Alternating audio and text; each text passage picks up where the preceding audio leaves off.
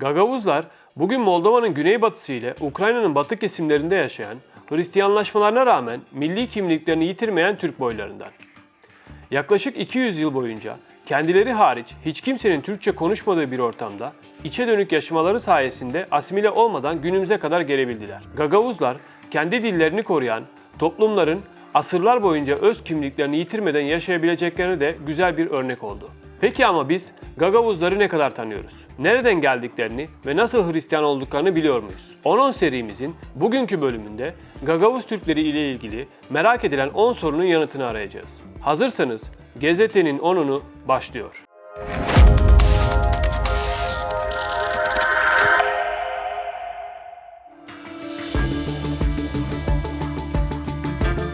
Gagavuzların 11. yüzyılda Orta Asya'dan Balkanlara, Karadeniz'in kuzeyinden geçerek geldikleri, akabinde de bu bölgede yaşadıkları baskılar ve asimilasyon politikaları gibi zorluklar nedeniyle Ukrayna ve Moldova'ya göç ettikleri ifade ediliyor. Yaşadıklarına, tüm bu zorluklara rağmen dillerini ve kültürlerini koruyabilen Gagavuzların en yaygın görüşe göre Orta Asya kökenli Oğuzların bir kolu olduğuna inanılıyor. Bugün çoğunluğu Moldova ve Ukrayna olmak üzere Romanya, Bulgaristan, Belarus, Estonya, Rusya, Gürcistan, Litvanya, Özbekistan, Kazakistan, Brezilya, Yunanistan ve Türkiye'de 300 bin civarında Gagavuz yaşadığı tahmin ediliyor. Kökenleri, nereden geldikleri, kim oldukları ve isimlerinin nasıl oluştuğu hakkında çeşitli görüşler mevcut. Göç ettikleri bölgedeki yaygın dini inancın etkisi altında kalan Gagavuzlar, tam geçiş tarihleri bilinmemekle beraber Hristiyanlığın Ortodoks mezhebine mensuplar. Gagavuzlar, Türkiye ve Azerbaycan Türkçesine çok yakın Gagavuz Türkçesi konuşuyor.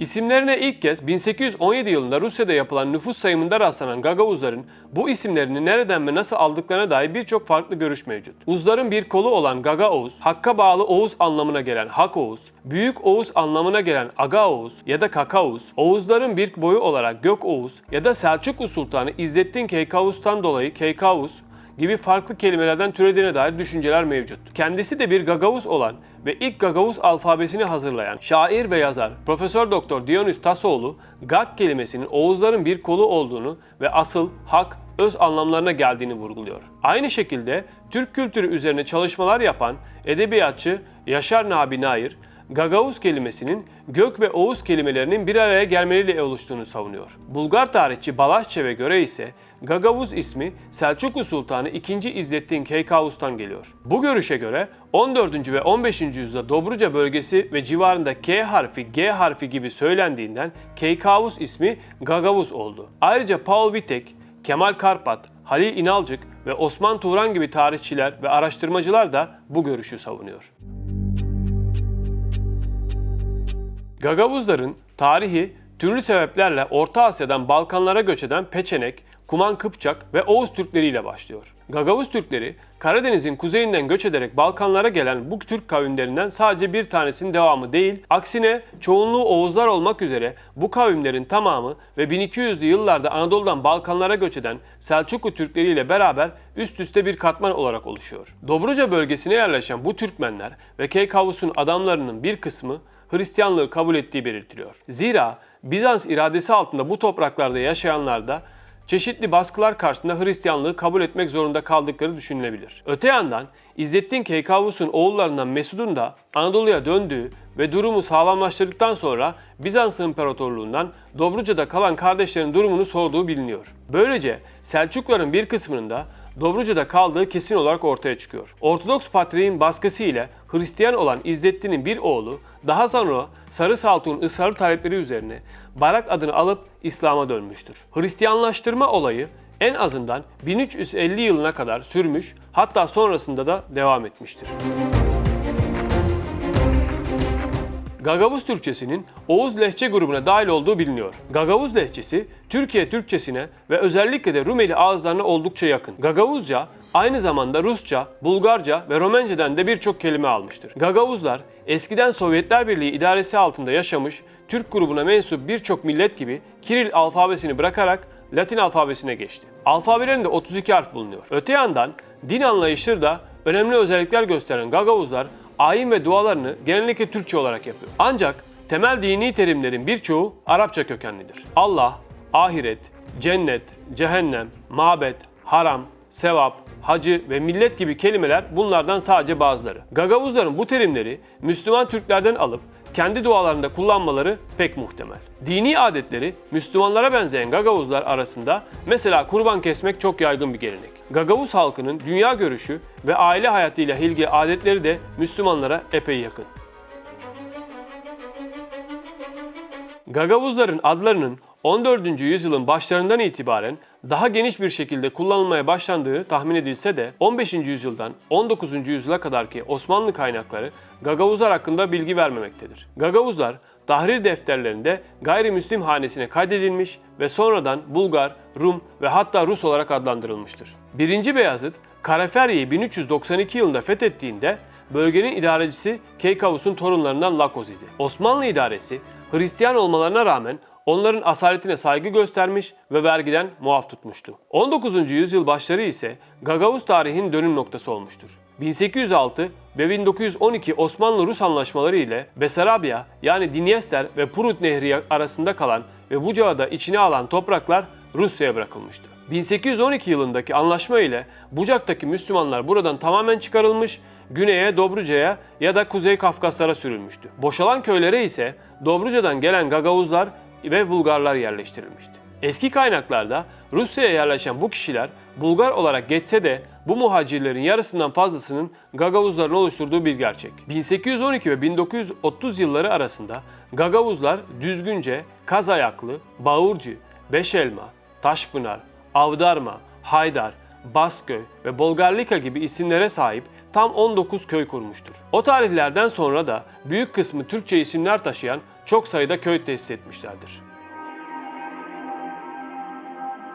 Gagavuzlar bugün Moldova'nın kuzeybatısı ile Ukrayna'nın batısında Prut Nehri civarında yaşıyor. Önemli bir kısmı özel statüye sahip oldukları Moldova'da yaşamını sürdürüyor. Buradaki merkezleri 15.000 civarında nüfusa sahip Komrat olmakla beraber 20 kadar köye dağılmış 160.000 Gagavuz olduğu tahmin ediliyor. Ukrayna'da yaşayan Gagavuzlar hakkında ise çok az bilgi mevcut. Romanya'da da nüfusun 2000 ila 5000 arasında Gagavuz yaşadığı tahmin ediliyor. Gagavuzların tam sayılarını tespit etmek çok güç olmakla beraber eski nüfus sayımlarında Gagavuzlar Bulgar olarak da kaydedilmişti. Gagavuzlar 2. Dünya Savaşı'nın sonuna kadar bir arada yaşıyordu. Zira Moldova sınırları Karadeniz'e kadar uzanıyordu. Ancak Stalin Besarabya'nın güneyini Ukrayna'ya verince Gagavuzlar da ikiye bölündü. Öte yandan bugün Bulgaristan'da, Orta Asya ve Kafkaslar'da hatta ABD'de dahi Gagavuzların yaşadığı biliniyor. Tüm dünyadaki Gagavuz sayısının 300.000 ila 400.000 arasında olduğu tahmin ediliyor.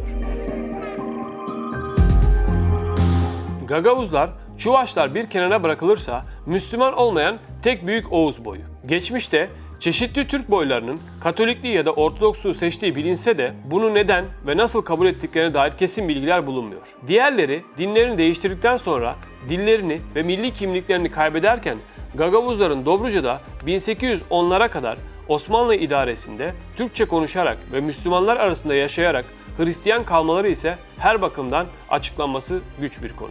Öte yandan kendi dillerinden başka bir dil bilmeyen Gagavuzların Hristiyanlığa ısındırmak için Rus idaresi tarafından dini kitapların Gagavuzca'ya tercüme ettirildiği de biliniyor. Ayrıca Ruslar Gagavuzlar arasında kabiliyetli gençleri seçerek din adamı olarak yetiştirme yolunu da aramıştır. Gagavuz tarihinin en önemli dönüm noktalarından biri ise Besarabya'nın 1918 yılında Roman idaresine geçmesi oldu. Romanya içinde 1938'e kadar azınlıklara çok iyi muamele edildi. Ancak Romanya'da o yıl ortaya çıkan aşırı milliyetçi idareler azınlıklara çok kötü davrandı. Gagavuzların ve diğer Hristiyanların ruhani lideri olan Mikhail Çakır bu şartlar içinde Gagavuz kimliğini ve tarihi yazılı olarak ifade etmek için imkan aradı. Rus dini okullarında eğitim alan Çakır İlk kez bir Gagavuz tarihi hazırlayıp yayımladı. Yine 1930'larda eski Türk Ocakları Başkanı Hamdullah Subhi Tanrıöver, Bükreş'e büyükelçi olarak atandıktan sonra Gagavuzlar ile yakından ilgilendi ve onları kültür bakımından geliştirmenin yollarını aradı. Romanya hükümeti de Gagavuzların Ruslaşmasını önlemek amacıyla tarihi kimlikleri bulmalarına destek oldu. Böylelikle bazı Gagavuz köylerinde Türkçe ders veren okullar dahi açıldı.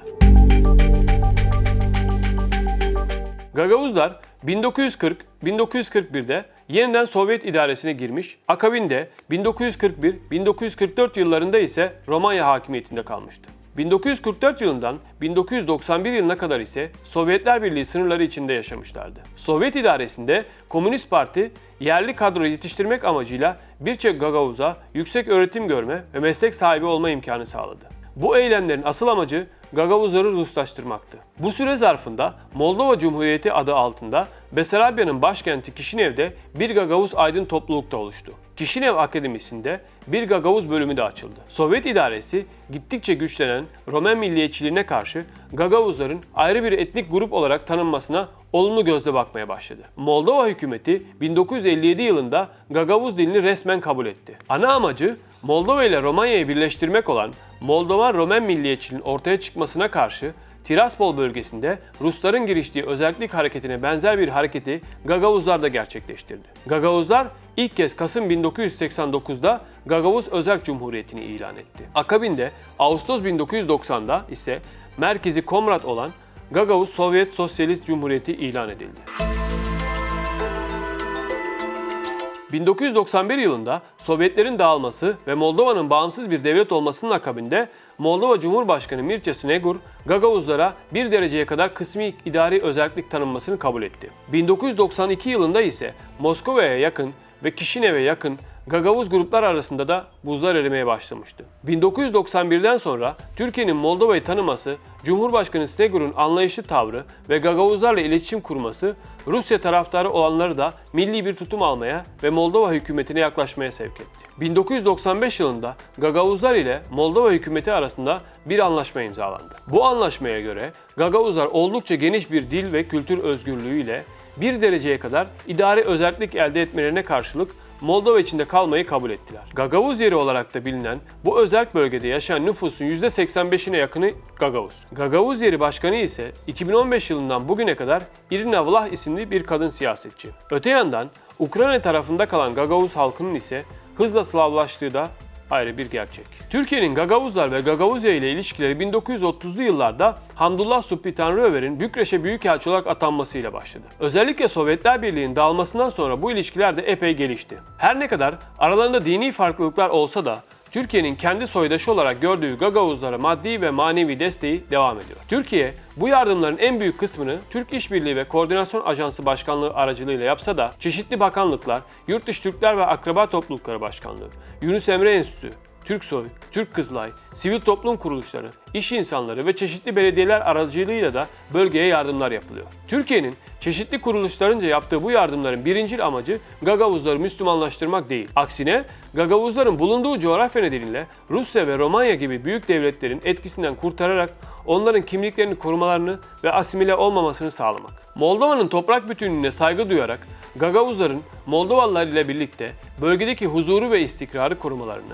ve ülkelerini kalkındırmalarını destekleyen Türkiye'nin Gagavuzya üzerindeki bir diğer politikası ise bölgeye çeşitli yatırımları ve yatırımcıları çekerek Gagavuzlara iş imkanı sağlamak, Gagavuzların bu bölgeden dış göçünü engellemek. Kimi zaman Türkiye-Gagavuzya ilişkilerinde Moldova bir köprü görevi olsa da çoğunlukla Gagavuz halkı Türkiye'nin Moldova ile ilişkilerinde bir köprü rolü üstleniyor. Videomuzu izlediğiniz için teşekkür ederiz. Yorum yapmayı ve videomuzu beğenmeyi unutmayın. Ayrıca Balkanlara dair merak ettiklerinizi siz de yorumlara yazabilir, yeni içeriklerimize katkıda bulunabilirsiniz. Bizi takip etmeye devam edin. Gagavuzlar, bugün Moldova'nın güneybatısı ile Ukrayna'nın batı kesimlerinde yaşayan, Hristiyanlaşmalarına rağmen milli kimliklerini yitirmeyen Türk boylarından. Yaklaşık 200 yıl boyunca kendileri hariç hiç kimsenin Türkçe konuşmadığı bir ortamda içe dönük yaşamaları sayesinde asimile olmadan günümüze kadar gelebildiler.